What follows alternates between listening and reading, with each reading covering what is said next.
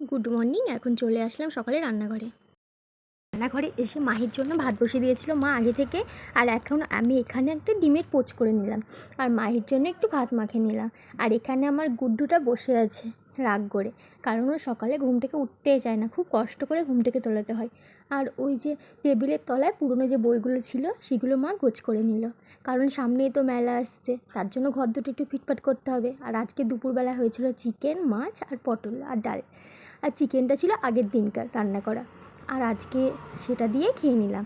আর এখানে সন্ধ্যাবেলায় মাহি পড়াশোনা করার পর এখন এসেছে ছবি আঁকতে। তো মাহি ছবি আঁকছে, আর এদিকে এখন ওর বায়না হলো রাত্রি 10টার সময় চিকেন পকোড়া খাবে। তো চিকেনওয়ালাকে দুজনকে ফোন করে তারা বললো চিকেন নেই, আর একজনের ফ্রিজে ছিল, তো সেই চিকেন যে দেয় সে দিয়ে গেল। আর এখানে 800 মতো চিকেন ছিল, তো সেটাই এখন মেয়ের আবদার মেটানোর জন্য ছোট্ট ছোট্ট পিস করে ললিপপ আর পকোড়া রূপে তৈরি করে দিলাম মেয়েকে।